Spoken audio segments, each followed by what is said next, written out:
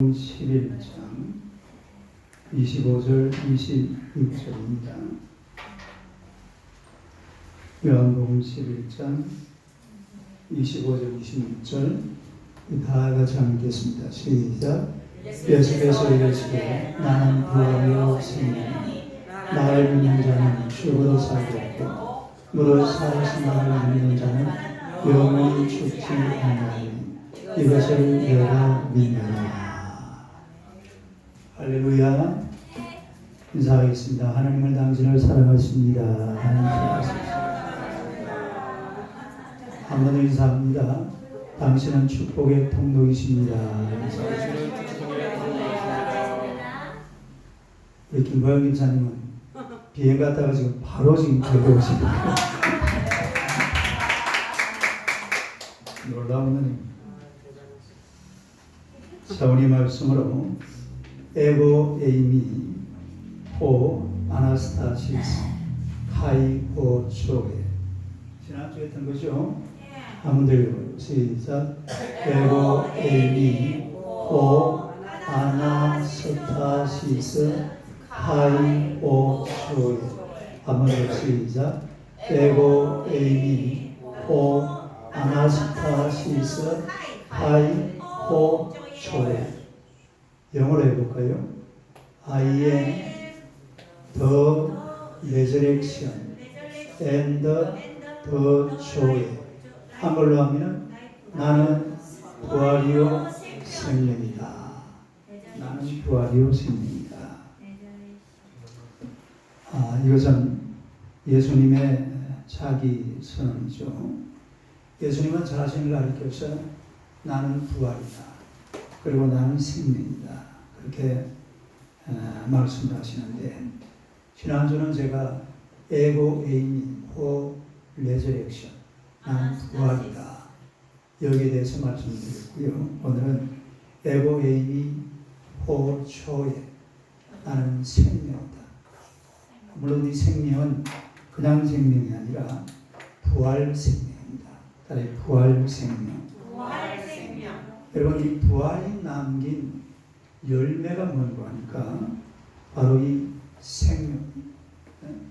예수님께서 부활로 말미암아 이 생명을 남기셨는데 죽음에서 부활하셨으니까 새로운 생명을 가지는 거잖아요. 이 생명 그야말로 새 생명입니다. 새 생명. 죽음에서 가져온 이 생명이기 때문에 어떤 생명도 이 부활 생명과 견줄 수가 없어요. 죽었다가 다시 살아난, 그리고 영원히 살 수 있는 그런 생명, 이런 생명이기 때문에 부활 생명은 참으로 영광스러운 생명인 줄로 믿습니다. 이 생명이라는 말이 사실상 굉장히 중요한 말이에요. 우리 사람에게 제일 중요한 게 생명입니다. 우리가 흔히 그냥 농담 삼아 하는 말이 다 묻고 시작. 살라고 하는 짓이다. 그렇죠. 다 묻고 살라고 하는 짓 아닐까. 뭐 그런 이야기를 하는데 그게 생명 때문에 그래요. 안 먹으면 생명 유지가 안 됩니다. 또 안 마시면 생명 유지를 할 수가 없어요. 그래서 이 생명이라는 말은 굉장히 중요한 말이죠. 그래서 창세기 우리의 성경을 보면 1장부터 생명을 이야기합니다. 창세기 1장 30절에 생명이라는 말이 나와 있는 것을 볼 수가 있어요. 그리고 창세기 2장은 아주 생명으로 구성된 그런 시이죠. 2장 7절을 한번 보겠습니다. 2장 7절 한번 보겠습니다. 시작. 여호와 하나님이 땅의 흙으로 사람을 지으시고 생기를 그 코에 불어넣으시니 사람이 생명을 이기고 생명의 기운을 불어넣으시니 생명의 영이 된다. 이런 뜻입니다. 그 이 한 구절에 생명이 두 번이나 들어가는 것을 보게 되죠. 그 다음에 또 2장 9절 한번 봅시다.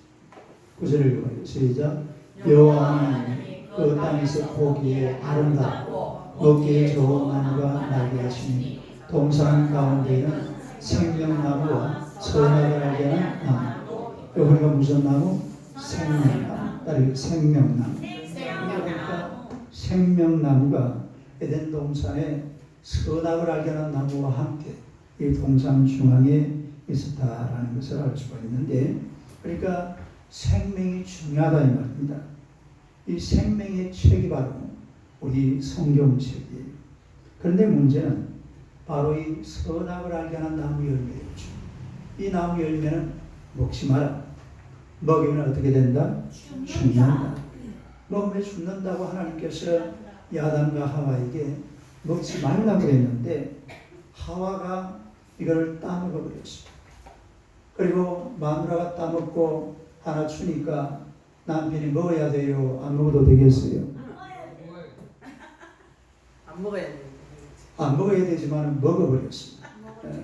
먹어버리고 나니까 이 땅의 말씀대로 죽음이라는 게 들어온 겁니다. 이 세상에 죽음이 들어왔습니다. 땅에는 가시가 나고 엉겅퀴가 나고 옛날 에덴 동산이 아닙니다. 이제는 생명의 동산이라 죽음의 동산이 되어버리고 말았다, 그런 이야기입니다.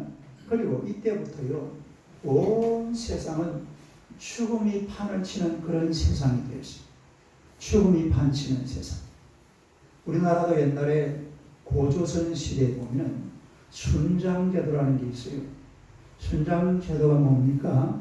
사람이 죽으면 그 속에다가 하인들, 종들 몇 명을 같이 넣어버리는 겁니다.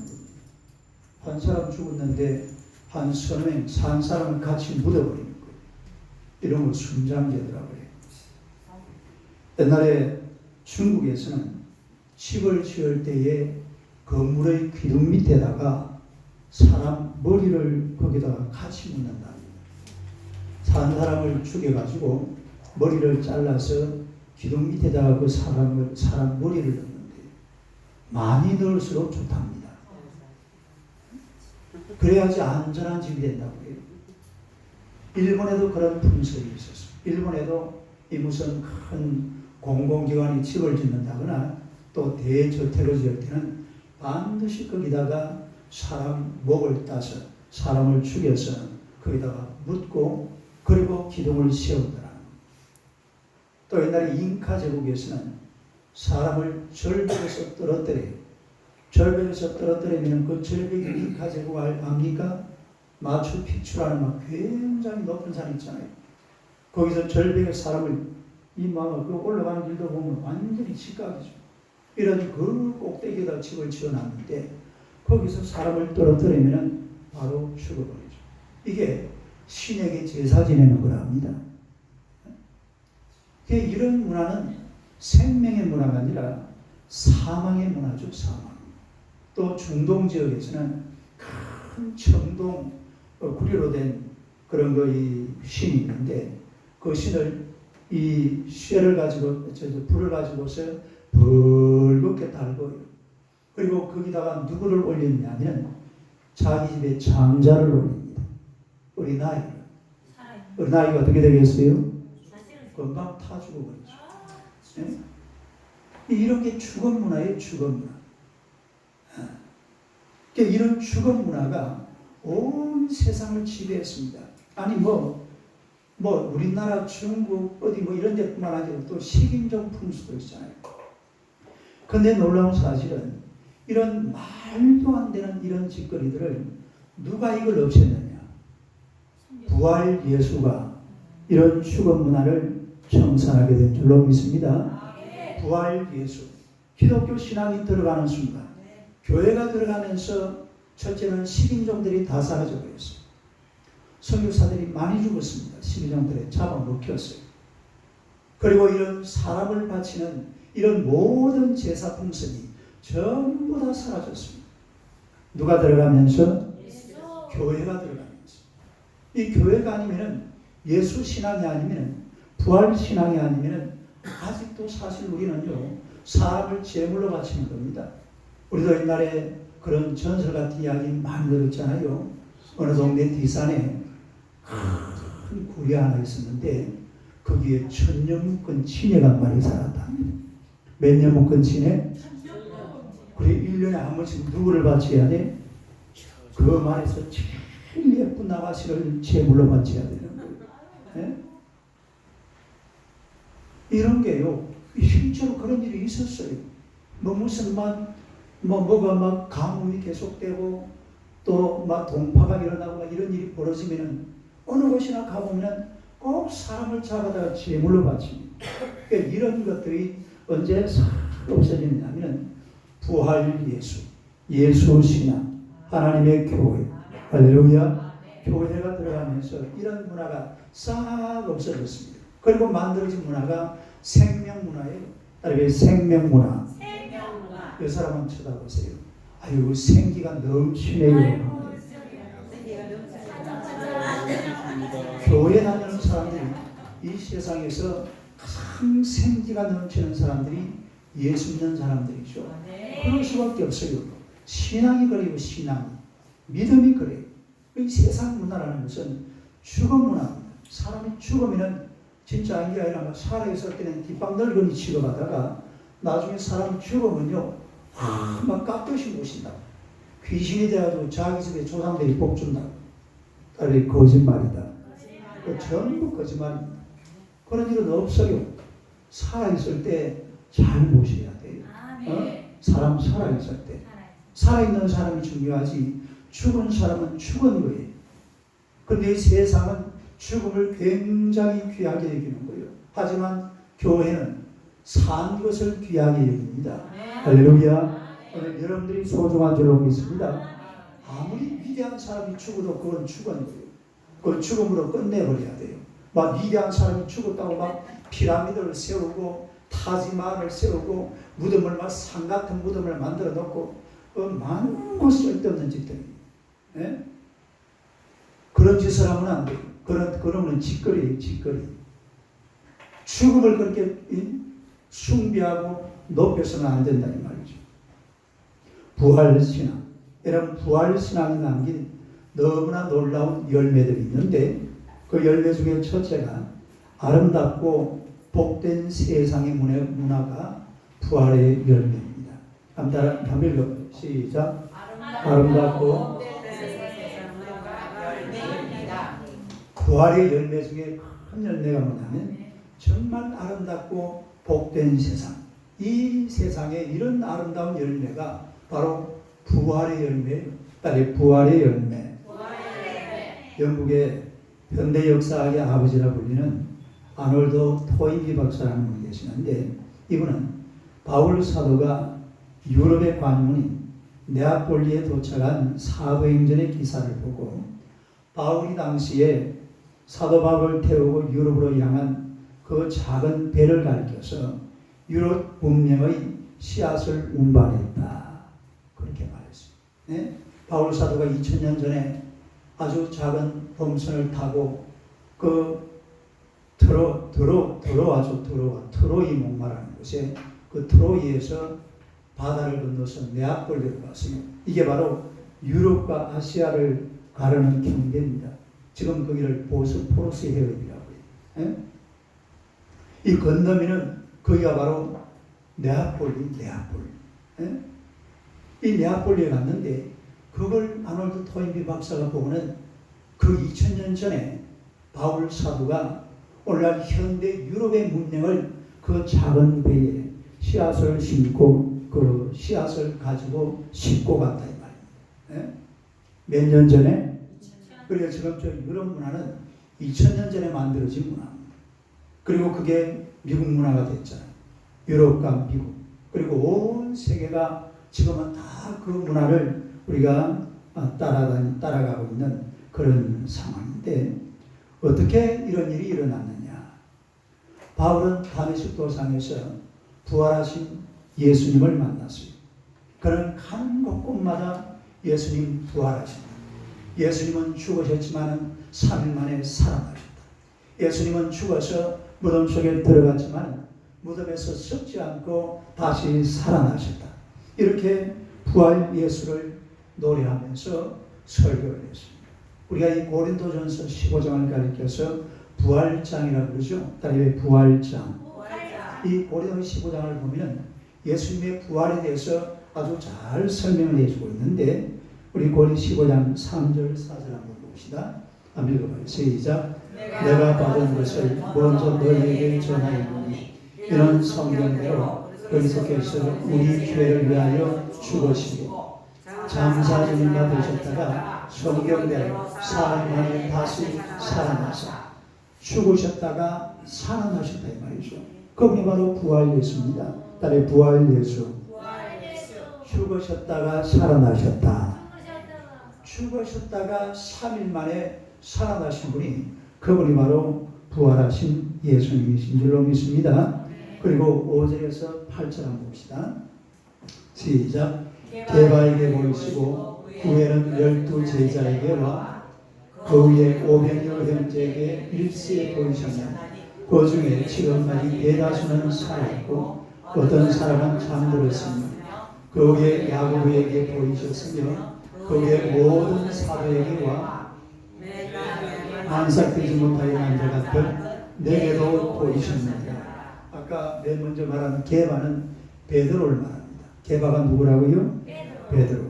그러니까 이 베드로에게 또 12제자에게 500여 형제들에게 야고보에게 맨 나중에는 만삭되지 못하여 난 자 같은 내게도 보이셨느니라. 이 사람이 누구예요? 바울이죠. 바울도 그러니까 직접 예수님이 부활하신 모습은 안 봤어요. 못 봤어요. 그런데 다메섹 도상에서 예수 믿는 사람들을 잡아서 핍박하러 가다가 거기에서 부활하신 예수님을 만난 줄로 믿습니다. 그때부터 바울 사도의 이 복음 전도의 핵심은요, 부활 예수입니다. 딸의 부활 예수. 예수 부활. 예수 부활이 바울 사도의 전도의 키였습니다. 키 포인트가 바로 그 부활 예수였다 이 말입니다. 여러분 사도행전을 보면 사도 바울이 3차에 걸쳐서 전도 여행을 하죠. 그런데 제2차 전도 여행은 시도합니다. 제2차 전도 여행은 이 예루살렘에서 예루살렘 여기잖아요. 여기서 출발해가지고 이 수리아 안디옥 지금도 시리아죠. 그리고 바울의 고향 다소 길리기아 다소, 그 다음에 더베, 루스드라, 이고니온, 비시리아 안디옥. 그 다음에 어디로 갔냐면 이 무시아로 갔어요. 딸이 무시아. 그래서 이 바울 사도가 무시아로 가가지고 자기는 어떤 생각을 가지고 있냐면 무시아에서 비시리아로 가려고 했습니다. 비두니아, 딸이 비두니아. 비두니아로 이렇게 보세요. 여기로 가가지고 비두니아로 딱 가면은 이쪽으로 쭉 이제 넘어가면 뭐가 나오냐면은 바로 이란이 나와요. 이란, 그 다음에 아프가니스탄, 그 다음에 몽고, 파키스탄, 인도, 그리고 중국. 중국에서 압록강 넘으면은 북한, 한강 넘으면은 대전 넘어서 경남 합천군 상림의 난계리 월계를 하고 놀마. 이까지 들어오는 것이 실제로 바울 사도 원래 계획대로 했으면 중국이 복음화되는 겁니다. 어디가 복음화돼요? 중국으로 사실은 들어왔어야지 우리 조상들이 우리가 사실은 유럽 문화를 우리가 먼저 차지하는 건데 이게 여기서 바울 사도가 무시아에서 비두니아로 가려고 하니까 성령께서 허락을 가네요. 너 거기로 그쪽으로 가지 마라. 그래가지고 하나님 수없이 어디로 갔냐면 드로아로 갔습니다. 다른 드로아. 트로이의 목마라고 그러죠. 여기가 바로 트로이에요. 드로아까지 갔는데 그날 저녁에 잠을 자는데 마게도냐에서 여기가 마게도냐잖아요. 이 바다에 있는 마게도냐. 이 마게도냐에 산 사람이 나타나가지고서 건너와서 우리를 도와주세요. 시작. 건너와서 우리를 도와주세요. 이 마게도냐 바다 건너 이게 유럽 땅입니다. 여기 경계예요. 여기 경계. 예? 이 경계를 우리가 이 경계인데 여기서 건너와서 우리를 도와달라고 막 밤에 환상 속에 나타나서 웬 사람이 그렇게 이야기하니까 아니 바울 사도가 하는 수 없이 그 다음날 배를 타고 어디로 건너가요? 이 바다를 건너가서 유럽의 관문 가장 먼저 닿는 항구 도시가 어디냐면 거기가 바로 네아폴리. 따라서 네아폴리. 사모님 내려갔나? 이 네아폴리 해변에서 제가 우리 사모님하고 둘이 앉아가지고 커피 한잔 했다는 거 아닙니까? 그 해변 카페에서. 그 사진을 아무리 찾아봐도 없더라고요. 내가 그 사진 한 장 찍어놓은 게 있는데. 네아폴리. 그럼 이제 여기서 네아폴리에서 맨 처음에 빌립보로 갔다가 이렇게 이 아덴까지, 아테네죠. 이게 제2차 바울의 선교 여행입니다. 근데 바울 사도가 자기는 못 모르고 복음 들고 이 네아폴리로 가서 유럽으로 들어갔는데 그때부터 놀라운 일이 일어나기 시작해요. 바울도 몰랐어요. 바울이 지금 자기가 복음 들고 가지만은 이 복음 때문에 어떤 일이 벌어지고 있는지를 전혀 몰랐습니다. 그런데 이 네아폴리로 하여금 이 기점으로 해가지고서 기독교 역사와 유럽의 역사가 완전히 달라지기 시작하는 거예요. 그동안 이 기독교 역사라는 것은 예루살렘에만 있잖아요. 예루살렘에서 겨우 이제 터키 쪽으로 지금 말로 하면 그 터키 쪽으로 조금 진격한 그런 상황이었는데 이제는 이 복음이 어디로 건너가냐면 유럽 땅으로 건너갔어요. 어디로 건너갔어요? 유럽 땅으로 건너갔다 이 말이에요. 유럽 땅으로 건너가니까 유럽 사람들이 그동안에 사실 유럽에는요 전부 미개인들입니다. 전부 뭐라고요?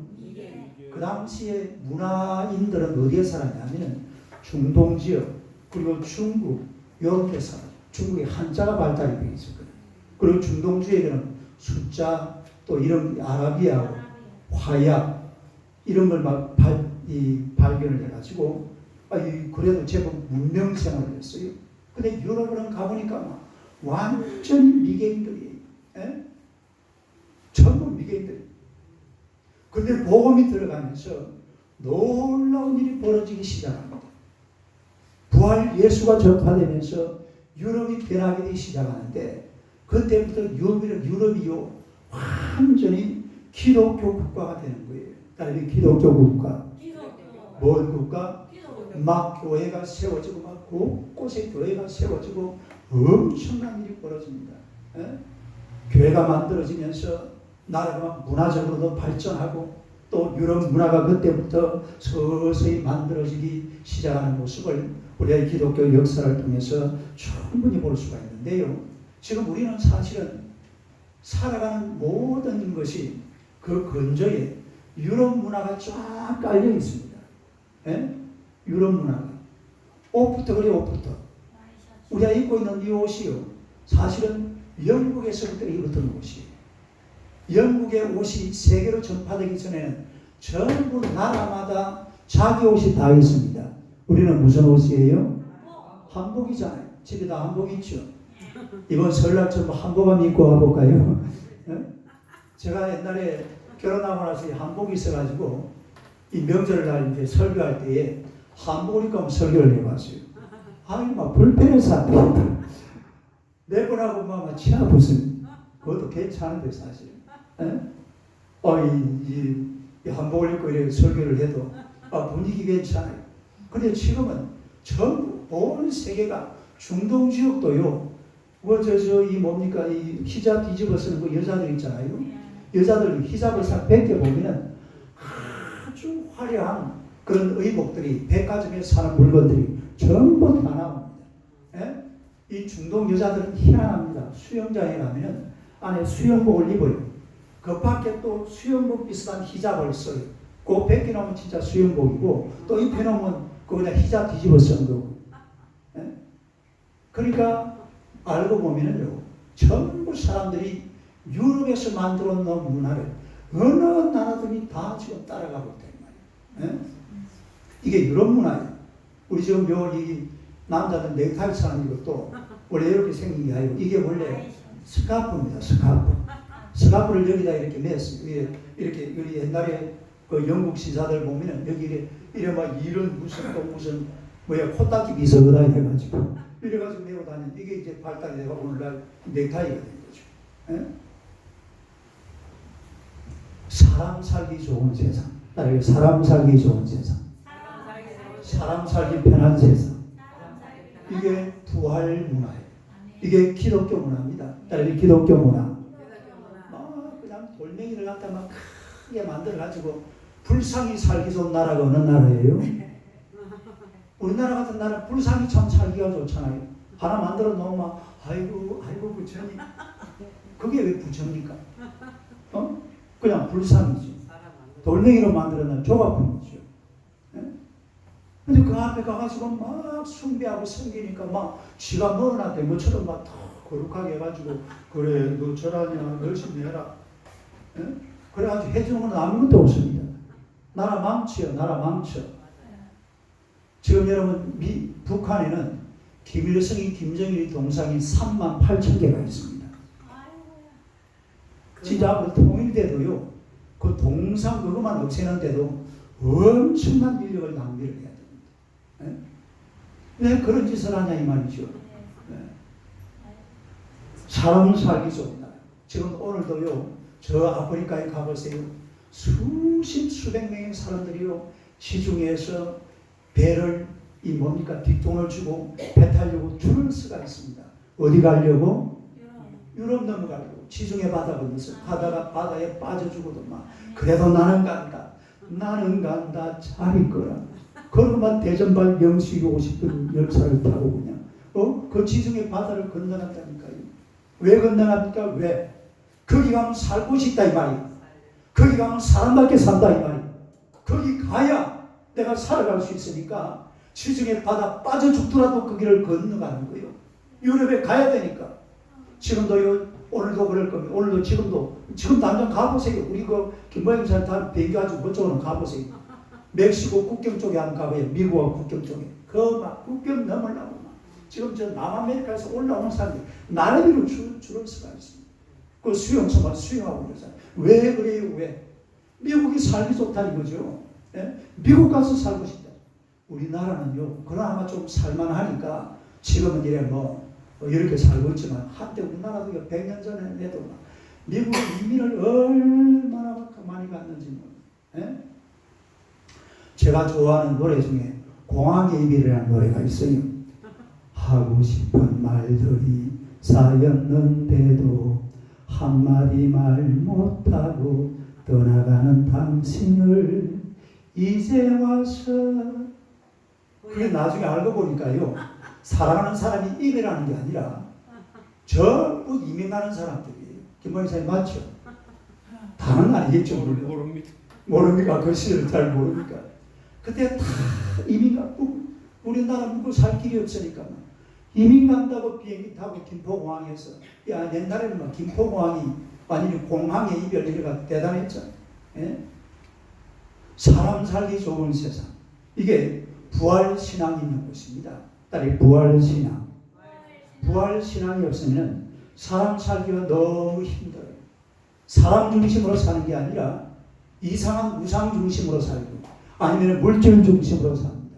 부활신앙, 예수신앙, 예수님이 등장하는 순간 주인공이 바로 사람이 돼요. 누가 주인공이 된다고요? 사람이 주인공이 돼가지고 사람이 살기 좋은 그런 세상을 하나님께서 만들어주시는 줄로 믿습니다. 그래서 이 부활 생명이라는 것은 밝고 맑고 아주 환한 세상 만들어가요. 아름다운 세상 만들어가요. 복된 세상 만들어가요. 누구나 살기 좋은 그런 아름다운 세상을 부활신앙이 만들어가는 줄로 믿습니다. 그래서 이 세상은요, 부활 생명 역사로 가득 채워져야 돼요. 부활 예수가 땅을 지배하는 땅이 되어야 돼요. 부활하신 예수님의 생명이 세상을 만들어가는 그런 세상 만들어 가시기를 주님의 이름으로 축원합니다. 사람 살기 얼마나 좋아요. 예수 잘 믿으면요, 사람 살기가 너무너무 좋은 거예요. 사람을 정말 멋지게 만들어줘요. 아름답게 만들어줘요. 제가 지난주도 그랬잖아요. 바울 사도도 그랬어요. 예수를 아는 지식이 가장 고상하다는 사실을 알았어요. 뭐가 가장 고상하다고요? 예수를 아는 지식이 가장 고상하더라. 그래서 다른 건 전부 다 배설물처럼 벗어버리고 예수를 따라갔던 그런 분이 바로 바울 사도였던 것입니다. 초대교회 성도들은요, 부활하신 예수님을 기념하기 위해서 안식일에 모이던 이 종교 행사를 안식일에 안 모이고 언제 모이기 시작했다고요? 주일을 일요일로 바꿔버렸어요. 그래 지금 이게 일요일입니다. 그래서 우리 예수 믿는 저와 여러분들은 날마다 부활을 기념하면서 살아야 돼요. 일주일에 한 번이 아니라 날마다 부활하신 예수님, 오 부활하신 예수님 나와 함께 계시네요. 할렐루야. 이런 믿음을 가지고 살아가시기를 축원합니다. 부활 예수, 부활 신앙, 이 신앙을 가슴에 꼭 간직을 하고 하루하루 살면서도 부활하신 예수님을 노래하고 찬양하고 기념하면서 부활의 은혜로 살아가는 여러분 되시기를 주님의 이름으로 축원합니다. 그 다음에 두 번째로 죽음을 두려워하지 않는 생명의 열매입니다. 아멘. 그만요. 시작. 죽음을 두려워하지 않는 생명의 열매입니다. 세상 사람들이 가장 두려워하는 게 죽음이죠. 이 죽음이라는 것은 인간을 이별하게 만들고 모든 것을 끝장내고 죽어버리면 끝이 뭐 대단한 일이 있어도 그냥 사람 죽어버리면 그걸로 끝납니다. 그래서 사람들이 제일 두려워하는 게 사실은 죽음. 물론 우리 예수 믿는 사람들도 죽음이 두려워요. 죽고 싶은 사람이 있어요? 없어요. 미안하지만 연세 드시면 아이고 빨리 죽어야 그 뭐라고요? 3대 거짓말 좀 딸의 3대 거짓말. 죽으면 안 돼요. 이 사람 쳐다보세요. 죽지 말고 오래 삽시다. 시작. 어차피는 오래 살아야지. 말라고 죽어. 안 죽을 수 있으면 그냥 영원히 살는데 하는 수 없이 죽어야 되니까 죽겠지만은 우리가 죽음이 두렵지만은 오늘 저와 여러분들이 죽음을 두려워할 필요가 없습니다. 왜 그런 거 아니까 예수님께서 부활의 첫 열매가 되신다고 그랬어요. 예수님이 부활의 첫 열매가 되셨으니까 오늘 저와 여러분들은 부활의 두 번째 열매가 되는 줄로 믿습니다. 내가 부활의 두 번째 열매가 되기 때문에 죽어도 다시 살아나는 믿으시기를 축원합니다. 나는 죽어도 다시 산다. 나는 부활하신 예수님을 믿기 때문에 예수님이 부활의 첫 열매가 되셨으니까 나는 부활의 두 번째 열매가 될 거다. 예수님이 부활의 첫 열매로 이 열매를 맺었으니까 나는 부활의 두 번째 열매로 열매를 맺어야지. 이런 믿음을 가지고 부활신앙 가지고 살아가시기를 축원합니다. 타이타닉호 얘기를 좀 하겠는데요. 타이타닉호 이등항해사 부선장입니다. 이 부선장이 공개한 침몰 뒤 숨겨진 이야기라는 그런 책이 있습니다. 이 타이타닉호는 1912년 4월 14일 거대한 비극이 일어났죠. 그 당시 전 세계에서 가장 큰 배였습니다. 길이가 아마 정확하게는 모르겠는데 242m인가 그랬어요. 요즘 배 큰 거 해봐야 한 300m 정도 되잖아요. 242m, 300m보다 더 큰 거 있어요? 난 아직 그런 거 못 본 것 같고. 그러니까 242m니까 그 당시에는 세계에서 가장 큰 그런 배였습니다. 그런데 이 타이타닉호가 침몰하면서 1514명이 물에 빠져 죽었고요. 710명이 구조를 당했습니다. 구조를 받았습니다. 근데 그 당시에 이 부선장의 나이가 몇이었느냐면 38살이었던 찰스 레이틀러라는 사람. 레히틀러. 왜 또 히틀러가 붙었는지 모르겠어요. 이름은 레히틀러예요. 이름은 찰스고 성이 레히틀러라는 그런 사람인데 이 사람은 구조된 성객들을 책임지기 위해서 선원들 중에 유일하게 살아난 사람이 요 레히틀러라는 그런 사람이에요. 그 이제 배가 막 구명정이 있으니까 구명정을 누가 관리를 해야 되잖아요. 그 구명정 관리인으로 그래서 한 사람 살아난 사람이 바로 이 사람이었는데 이분이 이 참회록에서 이런 얘기를 합니다. 선장은 침몰을 앞두고 여성과 아이들을 먼저 구조하는 그런 명령을 내렸습니다. 그러자 많은 이 여성 승객들은 가족과 이별하는 차라리 나는 배에 남겠다. 이래가지고 구명정을 안 탔대요. 이 레이터를 하면 소리를 높여서 여성분들과 아이들은 빨리 구명정을 타세요. 구명정으로 오세요. 막 소리를 치었지만 가족을 버리고 가족과 함께 있던 사람들이 가족을 버리고 구명정을 타는 사람이 그렇게 많지 않았대요. 그래서 레이틀러는 책에서 이렇게 말합니다. 살아있는 동안 그 밥을 영원히 잊지 못할 것이다. 그렇게 이 사람 레이틀러예요. 예. 이거는 실제 그게 아니고 영화에 나오는 타이타닉. 예. 스튜디오에서 찍은 그런 사진이죠.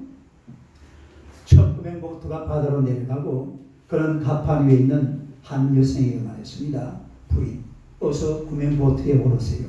위험합니다. 그런데 이 부인은 고개를 절레절레 흔듭니다. 아니요, 저는 배에 남을게요. 그녀의 남편은 이 말을 듣고서 그러지 말고 어서 배를 타라. 여보, 빨리 배를 타세요. 부인에게 이야기를 했습니다. 하지만 여성은 차분한 말로 혼자 가지 않겠어요. 당신과 함께 이 배에 남겠어요. 그리고 남아서 물속에 남편과 함께 수장이 되어버리고 말았다는 거죠. 당시 이 타이타닉호에 탑승하고 있었던 뉴욕 아스토리아 호텔, 이 아스토리아 호텔은 하여튼 최고의 손님들이 사용하는 그런 미국에서 최고급 그 호텔인데, 이 회장이었던 소유자죠. 세계 최고 부자 중에 한 명이었던 에스터 4세라는 이분은 그날 임신한 아내와 배를 탔습니다. 임신 5개월입니다. 그리고 아내를 이제 구명보트에 태웠습니다. 임신한 여자이기 때문에 누구보다도 먼저 배에 태워야죠. 그래서 배에 태웠습니다. 그러고는 갑판에 앉아가지고서 한 손에는 강아지를 들고 그리고 한 손에는 시간대를 피우면서 멀리 가는 보트를 향해서 소리쳤습니다. I love you, honey. 그리고 배는 점점 멀어져 가죠. 이 선원이 에스터 씨에게 보트에 탈 것을 제안했어요. 왜냐하면 한 자리가, 배는 나가는데 보니까 한 자리가 남았어요. 그래서 에스터 씨에게 먼저 탈 것을 제안했지만 그는 단박에 거절당했습니다. 사람이 최소한 양심은 있어야죠. 그러면서 이분은 그 배를 타지 않았어요. 그리고 옆에 있던 그 아일랜드한 여성에게 남은 한 자리를 양보했습니다. 그 다음에 또 한 사람은 미국 메이시 백화점의 창업자였던 이시도르 스트라우스라는 사람입니다. 이시도르 스트라우스. 이분은 그 당시에 전 세계에서 세계 2위의 부자였어요. 어마어마하게 돈이 많은 41번째 이 앞에 사진. 이분이 이 에스트라는 분이고, 그 다음에 이분이 이 이시도르 스트라우스라는 사람이고, 이분 이름이 뭐예요?